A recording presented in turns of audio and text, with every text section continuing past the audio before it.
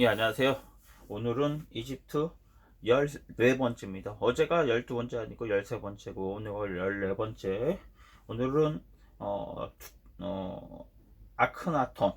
예, 아크나톤에 대한 종교개혁. 그리고 아크나톤 누구냐? 아메노테프 4세를 우리가 아크나톤이라고 얘기하는데, 이 부분에 대해서 좀 설명을 좀 드리도록 하겠습니다. 아마 카이로에서 룩소까지는 약 720km 정도 되는데요. 그 중간쯤에 보면 아르마나라는 그 지역이 있습니다. 예, 거기 보면 왕궁이 하나 있어요. 왕궁의 유적. 예, 그때 가보시면 아무것도 뭐 거의 번영의 흔적은 없고, 예, 발굴된 건물의 기초 부분이라든지 벽돌산이라든지 이런 게 흩어져 있을 뿐이라서 일반 관광객들이 와도 이게 무슨 유적인가 이럴 정도로 가우팅할 정도로의 그런 지역이다, 이렇게 생각하시면 되는데,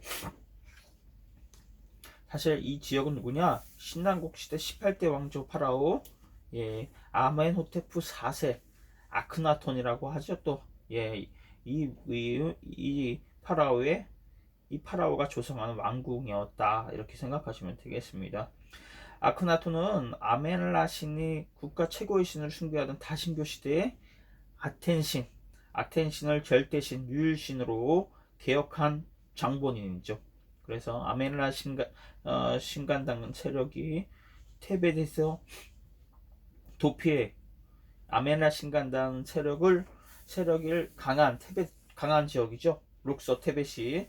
그래서 그 지역으로 또 도피해 이 땅 아르마나에다 새로운 도시를 건설하고자 했던 거고요.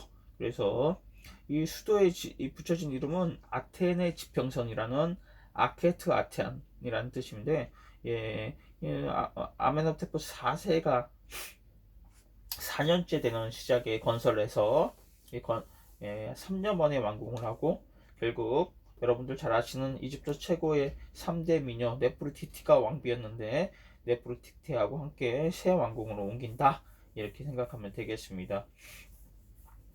물론 이 종교개혁은 실패로 끝나죠. 실패로 끝나고 아크나톤이 죽고 나서, 바로 그 다음 왕이 누구냐면 그 유명한 투탕카멘입니다. 투탕카멘이고, 그래서 투탕카멘은 이곳에서 2년 정도 있다가 결국 힘이 없으니까 종교개혁이 결국 실패로 돌아가고 다시 룩소 지역, 테베 지역으로 다시 들어간다. 예, 그래서 심지어 불과 10년 정도 종교개혁은 되지만 좌절되고 이 아르마나 왕국도 결국 없어지게 되는, 최후를 맞게 되는 그런 역사적인 사실이 있었다 생각하면 되고요.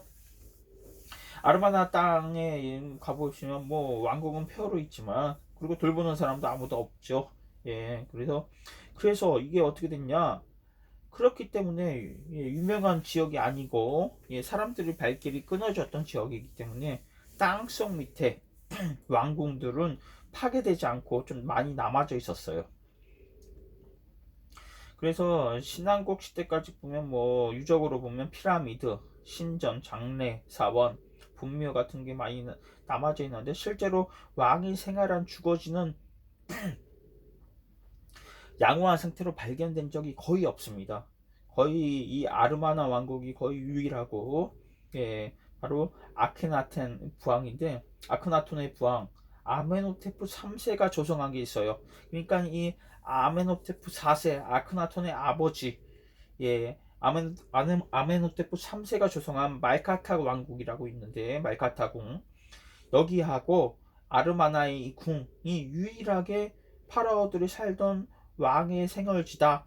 예, 그 중에서 유일하게 발견된 유적지다. 그래서 이집트에 오시면 궁금해하시는 분들이 많아요. 왜 이집트에는 왕궁이 없고 이렇게 무덤하고 신전하고 뭐 장제점만 있냐? 이렇게 물어보시는 분들이 계신데, 왕궁이 있긴 있었지만, 예, 그래는 이집트 사람들이 살아있을 때보다 죽은 후에 대한 사후 세계를 더 중점을 뒀기 때문에, 예, 왕궁은 여기도 뭐 제가 방금 전에 말씀드렸죠. 3년 만에 왕의 도시를 만들었다고 하니까 얼마나 이렇게 공을 들이지 않은 허접하지 않았을까 생각이 들고, 그래서 죽은 다음에 사후 세계를 더 중점을 뒀던 이집트 사람들이기 때문에 장제전이나 신전이나 아니면 또 뭡니까 무덤에 더 열정을 기울인 게 아닌가. 그래서 열정이 기울이지 않았으니까 어떻게 될까요? 왕궁들이 금세 폐허가 되고 남겨져 있는 게 별로 없지 않나, 우리가 또 이렇게 생각을 해볼 수가 있겠습니다. 그래서 아르마나, 그리고 또 우리가 패키지 여행으로는 아르마나 지역까지 시간이 없어서 갈 수가 없기 때문에 왕궁을 또 왕궁의 유적지를 또 보여드릴 수가 없는 단점. 그래서 이집트에 오시면 꼭 죽은 사후의 세계에 대한만 설명을 듣다가 한국으로 돌아가시는 게 아닌가, 그렇게 생각이 듭니다. 잠깐 커피 한 잔 드시고.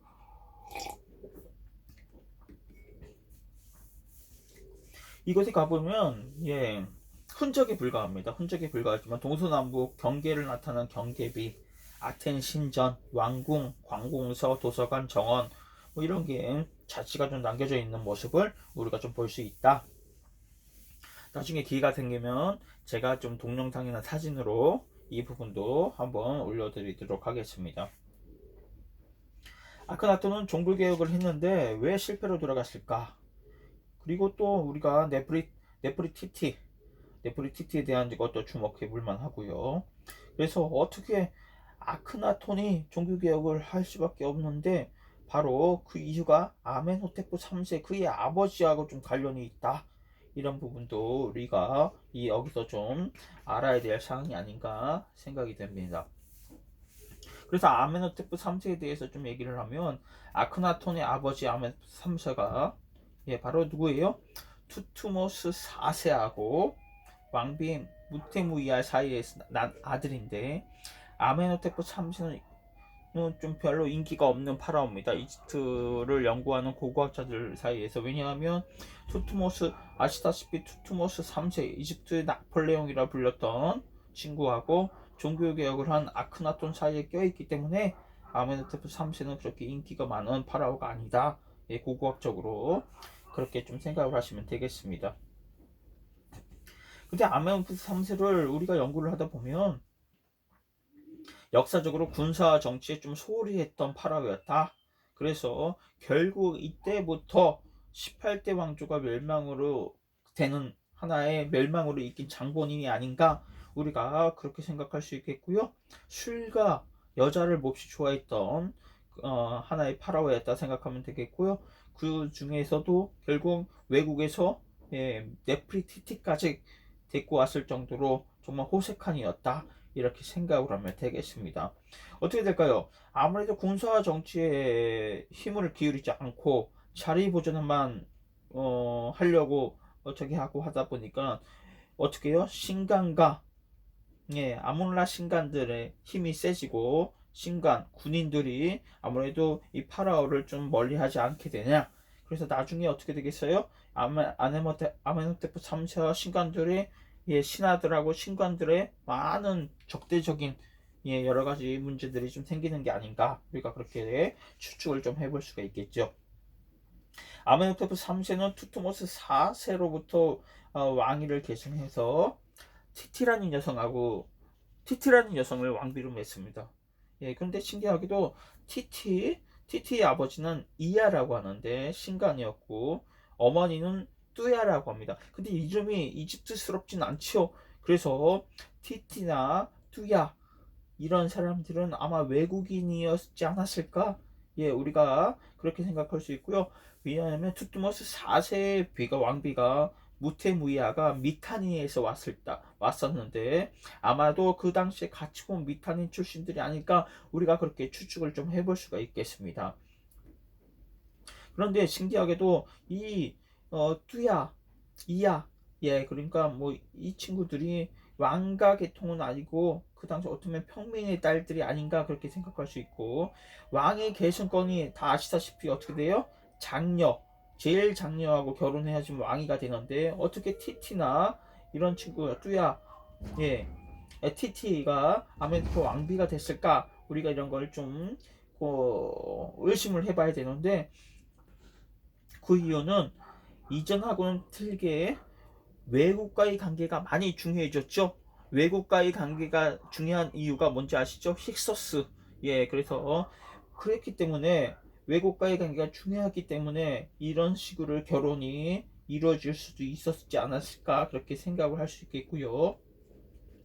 그런데 이 전통은 아케나텐까지, 예, 아크나톤까지, 아크나톤도 결국 이거를 그대로 따랐다 생각하면 되고, 아크나톤도 미타닌 출신하고 결혼을 하게 된다. 그게 아크나톤의 와이프가 누구라고 했죠? 왕비가?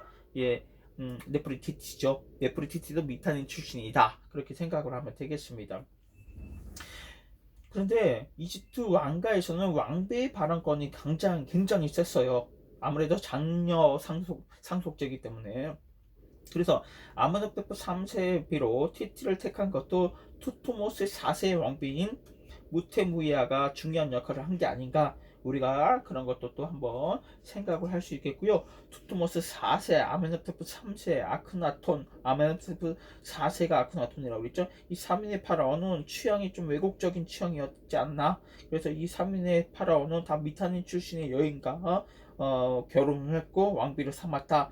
이것도 또 재미난 이야기다, 이렇게 알고 계시면 되겠습니다. 아멘서프 3세가 한 1400년 전, 지금으로부터 3400년경, 예, 죽겠다고 하는데, 처음에는 선왕에 따라서 뭐 군사활동도 좋아하고 승마 타는 거, 사냥하는 걸 좋아했지만, 나중에는 군사 원정을 일찍 중단을 하게 되고 전쟁을 혐오하는 사람이 되고, 결국 편안한 생활, 왕궁의 연회장이라든지 그런 게 술과 여자에 빠져서 살게 된다, 그렇게 생각을 하면 되겠습니다. 아메노파프 3세하고 대조적으로 왕비 티티는, 예, 이런 걸 그렇게 문란한 생활하고 틀리게 남편하고, 예, 아무래도 정치에 많이 신경을 써서, 그리고 아무래도 정세가 좀 안정적이게 유지하려고 노력을 하고, 그래서 신하들하고, 예, 백성들한테 존경을 받는 왕비가 아니었나, 우리가 그렇게 추측을 해볼 수가 있겠습니다. 아메노파 3세가 이제 나이가 들어서 정치를 싫어해서 그때부터 티티가 더 그런 거를 정치에 관여를 많이 하고, 그녀의 또 이제 지위도 높아지겠죠. 예, 그래서 티티의 친척들, 미타니 출신들이, 예, 아무래도 출세가도를 달리는데, 예, 그의 아버지는 이야라고 그랬고 어머니는 투야라고 그랬는데, 나중에는 뭐 여신을 관장하는 관장도 되고 신관장도 되고, 아버지도 신의 아버지라는 칭호가 부여될 정도로 출세가도를 달린다, 그렇게 알게 되고요. 티티의 오빠라고 우리가 추측을 할 수 있는데, 아이는 누구냐? 아크나톤 시대에는 총리 대신을 있었고요. 나중에 투탕카멘 때는 투탕카멘의 후견인 역할을 했고, 투탕카멘이 죽자 스스로 왕이 계승이 돼서, 예, 스스로 왕으로 뭐 파라오라고 칭했던 사람이 바로 아이거든요. 총리 대신.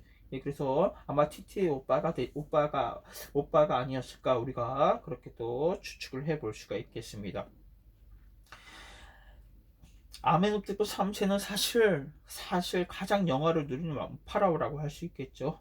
예, 통치는 제대로 하진 않았지만 그 이전의 파라오들이, 예, 너무 번영을 유지했기 때문에 그거를 그대로 이어받아서, 예, 편안하게 영화를 누린 파라오가 아닌가.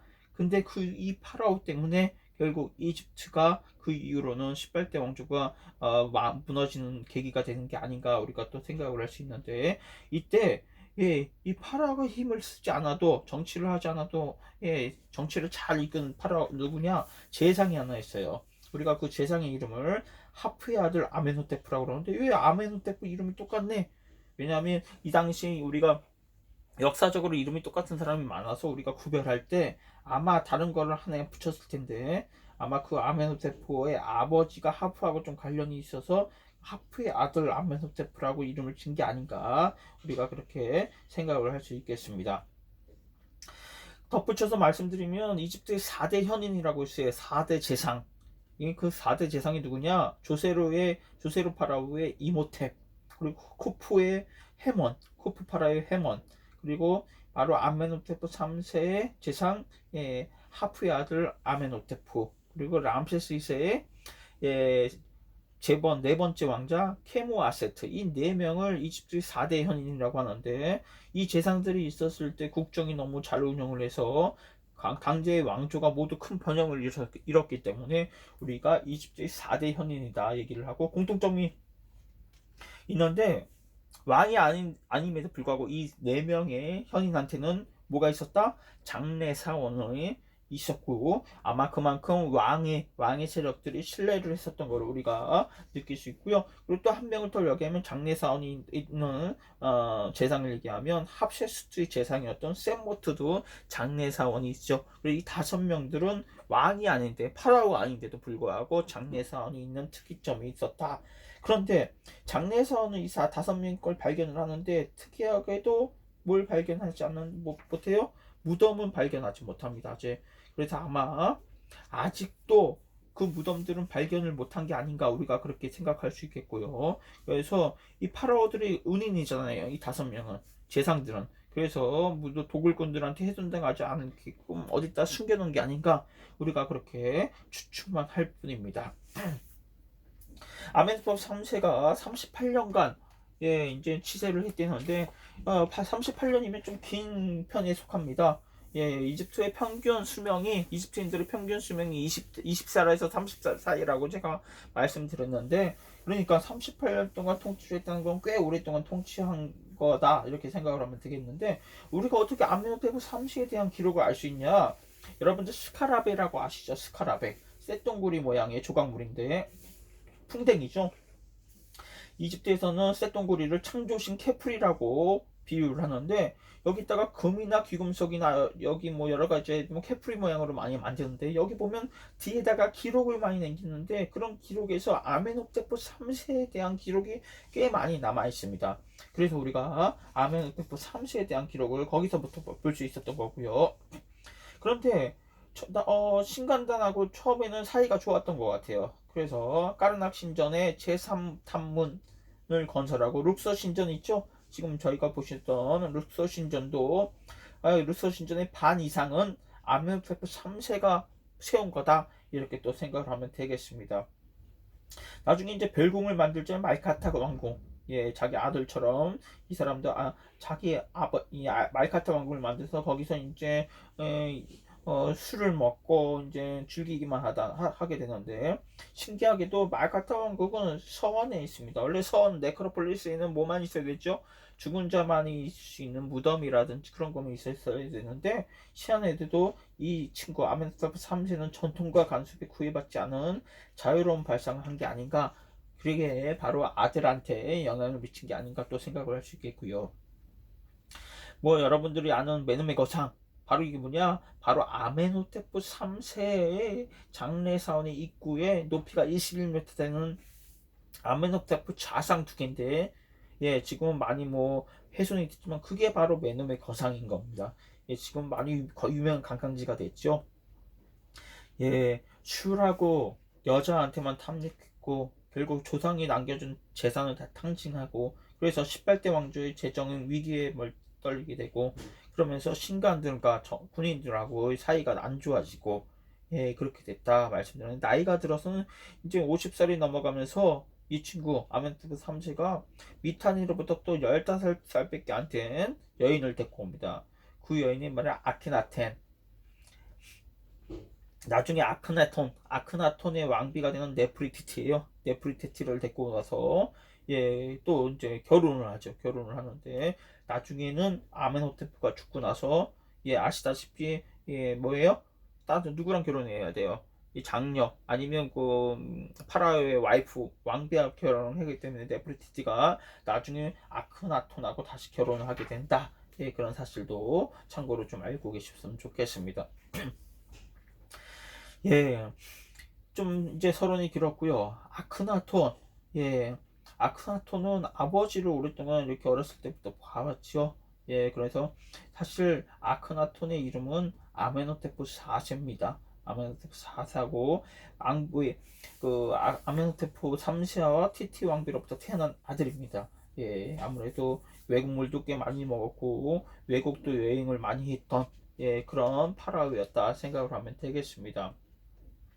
나중에 아메노테프 3세가 죽고 나서 티티가 그 왕비 티티가 아크나톤하고 네프리티티하고 결혼한 거를 이렇게 아마 하게끔 이렇게 만든 게 아닌가 우리가 그렇게 생각할 수 있겠고요.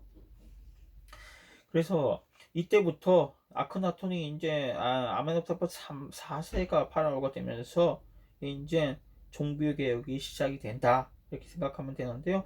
왜 그런 일이 있을 수밖에 없었냐? 아메노프탑 3세 때 말기 보면 왕가하고 아멘라 신간단하고 관계가 너무 좋지 않았던 겁니다.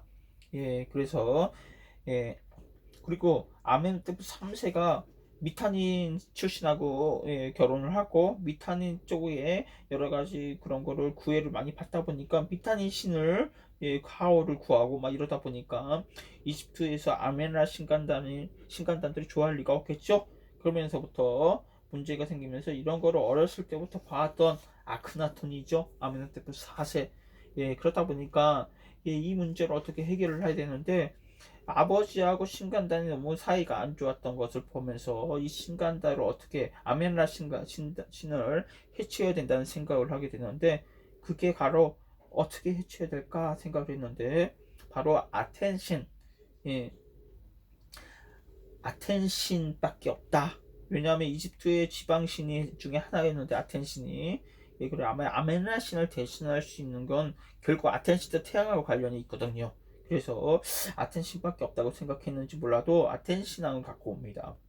근데 아멘라 신은 수문제라는 뜻이잖아요. 정체를 알 수 없는 아멘라 신은 아멘 근데 라 신하고 나중에 합쳐서 아주 강력한 신이 된 건데 그래서 아멘 신은 상이집트고요. 사실 라 신은 하이집트예요. 그래서 상하 이집트가 모두가 아멘라 신을 믿었던 이유가 상이집트 신과 하이집트 신이 합쳐졌기 때문에 그렇게 믿었던 건데 그래서 아케나톤이 그러니까 이 하이집트 상이집트를 다 믿을 수 있게끔 해야 되는데 그래서 아멘라 신간들의 를 하나로 이렇게 이제 쪼개려고 합니다. 그래서 아멘하고 라 신간들을 그래서 라 신한테 예 그래서 신의 권리를 주겠다 모든 권리를 주겠다 이렇게 라 신간단한테 그렇게 얘기를 전락을 했다가 결국 나중에 어떻게 돼요? 이집트 하이집트 20개 주가 전부 결국 아크나톤에 지지를 하게 되고 그래서 아텐 신앙이 결국 이렇게 종교 개혁이 제일보가 성공하던데 사실 라 신앙에 중점을 주겠다고 약속을 하고 이렇게 지지를 받은 건데 그건 나중에 다 이제 뭡니까 어떻게 할까요? 그건 다 쳐붙이고 그래서 결국 아텐 신앙을 새로운 신앙으로 만든다 이렇게 생각을 하면 되겠습니다. 사실 하이집트 라 신앙 신관들하고 한 약속은 헌신장처럼 내던지고 라 신앙을 부활시키지 않고 아텐 신앙을 계속 밀어붙이죠. 예, 그래서 어떻게 돼요? 그래서 아멘라 아멘라하고 관련된 모든 거를 다 파기하려고 하고 결국 나중에 어떻게 해요? 수도까지 바로 아르마나를 옮기고 그래서 아텐 신앙을 출발을 한다 이렇게 생각을 하시면 되겠습니다. 근데 아텐 신앙은 뭐 유일신이에요. 유일신, 일신교. 예, 그러니까 사실 일신교의 원조는 유대교보다 먼저인 바로 이 아텐 신앙이 아닌가 우리가 그렇게 생각할 수 있겠고요.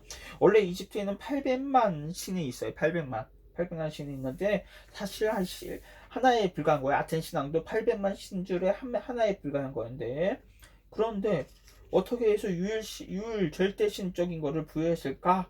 이렇게 우리가 또 좀 이렇게 생각을 해볼 수가 있는데 어떻게 해서 이렇게 됐을까요? 그래 이집트사를 넘어가 그래서 아케네톤의 종교개혁이 어떻게 이집트의 전체적인 사람들한테 받아들이고 성공할 수 있었는가 이거는 이집트사를 넘어 세계사 관점으로도 아주 중요한 게 아닌가 우리가 좀 생각할 수가 있겠습니다. 자 유대교에서는 천지창조의 주인이 야훼가 유일 절대신이라고 얘기를 하는데 이 유대교도 원래는 다신교였던 게 아닌가 우리가 좀 생각할 수 있겠고요. 구약상에서 출애굽기에 보면 시나이 산에서 야훼가 모세에게 말을 하죠. 십계를 받는 장면에서 보면 야훼는 너는 다른 신을 섬기지 말라고 얘기를 합니다. 이 말은 무슨 의미냐? 야훼 자신이 자기 외에도 다른 신들이 존재함을 인정하는 거고 전제하는 거고요. 야훼는 모세에게 너희들의 신으로 나를 선택하라고 하고 나 외의 신을 믿어서는 안 된다고 명령을 하죠. 그래서 유대인의 선민사상이라고 하는데, 선민사상 우리가 오해하면 종종 유대인은 야훼에 의해서 선택된 민족이라고 얘기를 하는데, 사실은 반대로 유대인이 야훼를 선택한 것이다, 우리가 이렇게 생각을 할 수 있겠습니다. 그래서 유대인이란 야훼에 의해서 선택된 민족이라고 하기보다는 오히려 야훼를 선택한 민족이다, 우리가 이렇게 생각하는 게 좀 맞지 않나, 또 그렇게 생각할 수 있겠고요. 모세가 야훼의 충고를 받아들이는 시점부터 유대인은 야훼하고 계약을 맺은 게 아닌가. 그래서 유대 민족은 야훼 자신들이 신으로 택하고 그 명령에 절대적으로 이제 복종을 하게 된다, 그렇게 생각하면 좀 쉽지 않나 생각하는데, 유대교의 선민 사상은 도대체 어디에서부터 생겼을까? 그게 바로 그 근원이 아크나톤의 종교개혁이 아니었을까? 왜냐하면 세계사에서 보면 모세의 출애굽기를 우리가 기원전 1230년, 1250년, 1200년대라고 얘기를 하는데, 지금으로부터 3200~300년 전이라고 얘기를 정설로 나와 있는데, 바로 19대 왕조가 아크나톤이 종교개혁은요, 바로 그 모세의 사건이 일어나기 전인 1130년 전이었다 생각하면 되겠고, 그래서 추측을 해보면 아크나톤의 종교개혁은 실패로 끝나고 투타카멘 시대에 아크나톤 신앙은 버려지겠죠. 그래서 18대 왕조가 최후가 되는데, 최후의 왕은 호렘헤브라고 있는데, 이 친구가 대체적으로 아텐 신앙에 사냥을 하게 됩니다. 그래서 살아남은 사람들이 필사적으로 탈출해서 나일강 하구엘 델타 지역까지 도망가는데, 이때 유대인인 조상인 히브리 민족하고 합류하면서 문화적인 교류가 이루어진 게 아닌가, 우리가 그렇게 추측을 할 수 있겠고요. 모세의 출애굽이 이르는 약 100년 사이죠. 100에서 120년 사이인데, 그래서 아테네 신앙이 모습을 바꿔서 아마 야훼라는 절대신의 이름으로 해서 그래서 통합이 되고, 이 바로 새로운 유일신인 유대교가 생성된 게 아닌가, 우리가 그렇게 추측을 할 뿐입니다. 그렇게 추측을 하고, 어찌됐든 이 아크나톤이 모세에 그리고 바로 유대교에 영향을 준 건 분명하다, 이렇게 대부분 학자들은 지금 거의 정설이다, 그렇게 생각을 하고 있다 생각을 하면 되겠습니다.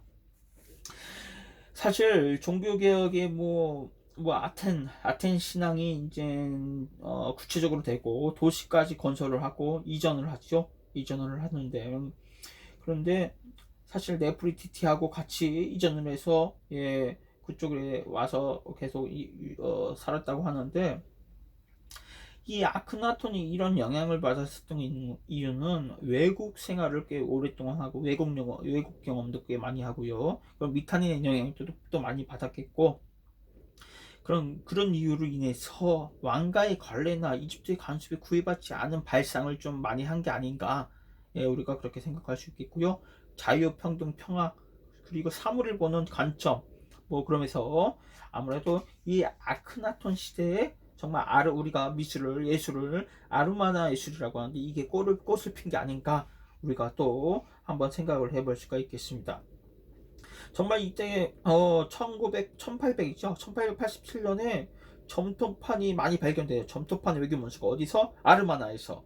그래서 이게 얼마나 큰 발견이었냐면, 기원전이죠. 기원전 14세기경, 그러니까 지금부터 3400~500년경에 보면 그 당시 국제용어로 아카드어라는 게 외교 문서로 쓰였다고 하는데, 메소포타미아 지역에서는 이 점토판이 발견되는데 이집트에서는 발견된 적이 없었는데 이 아르마나 지역에서 발견이 된 겁니다.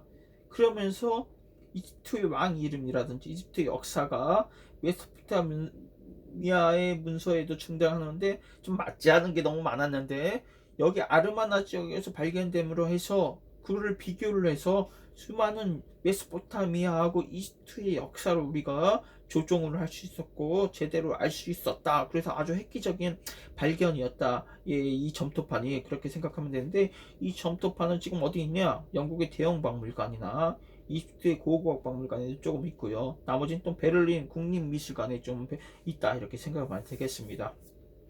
지금 이집트의 많은 아시다시피 유물들이 외국으로 빠져나갔어요. 그런데 아무리 지금 노력을 해도 찾을 수 있는 길이 없겠죠. 그래서 근데 아크나톤이 나중에 네프리티하고 행복한 생활을 계속하지만 갑자기 아크나톤의 몸에 이상이 생기고 두부하고 복부가 이상하게 볼록 나오게 되는 뇌수종이지 않을까 이렇게 정설로 알되는데, 그 병 때문에 정신에도 영향을 끼치면서 예민해지고, 그래서 병원 급속하게 되고, 그래서 나중에 결국은 아크나톤이 생을 마감한 게 아닌가 그렇게 생각을 하는데요. 그래서 아크나톤이 죽고 나서 어떻게 될까요? 바로 아멘라 신간단들이 어떻게 해요? 아텐신은 이집트를 전혀 왜냐면 아크나톤의 말년에 정신을 제대로 못 차리면서 외국으로부터 이제 적군들이 공격을 해오는데, 그거를 제대로 이제 뭐 이렇게 수습을 못 합니다. 수습을 못하고 이집트의 영토가 점점 줄어들면서 신관, 관료, 군인들이 위기감이 생기겠죠. 그러면서 다시 아멘라 신관들의 힘이 세지면서 아텐신이 이집트를 전혀 지켜주지 못했다 하면서 아멘라 신관들이 결국 다시 뒤집습니다. 그때 이거를 느낀 게 바로 누구예요? 재상 아이가 이거를 알아차고 진압에 나서려고 하는데, 진압하는 게 쉽지 않았겠죠? 그러면서 나중에 어떻게 돼요? 결국 다시 아멘라들이, 신관들이 결국 이집트를 다 차지하게 되고, 그래서 아크나톤의 종교개혁은 파국에 이른다 이렇게 생각하면 되겠습니다. 근데 세계사를 둘러봐도요, 혁명하고 개혁이 계속 여러 차례 이루어지는데, 지금 현재 우리나라도 마찬가지고요. 근데 실제로 바뀐 적이 표면만 바뀌었지 완전히 바뀐 거는, 근간이 바뀐 거는 거의 없지 않나.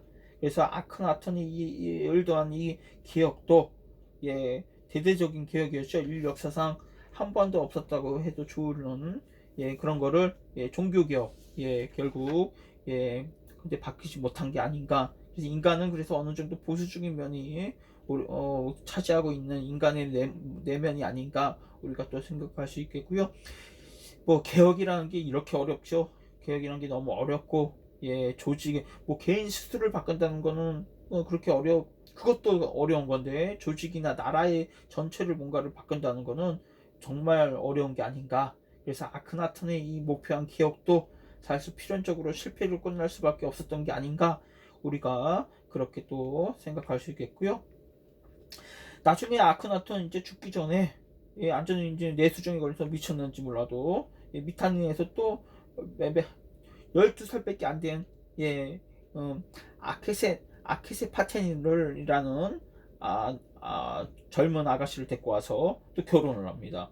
이 친구는 나중에 여러분들은 아케세파탄이라고 그러는데, 나중에는 뭐 아낙수문이라고 들어봤죠? 아낙수문. 바로 이 아낙수문 누구냐? 바로 투탕카멘의 왕비가 되는 아케스나멘, 바로 아낙수문이다 생각을 하면 되겠습니다. 그래서 이런 일이 통치 후반에 있었다 생각하면 되는데, 통치 후반이 또 갑자기 세멘크라라는 세멘크라한테 왕위 계승권을 부여하는데, 자기의 이 세멘크라가 근데 이 공동 통치자라고 아크나톤이 내세우는데, 세멘크카라가 누굴까?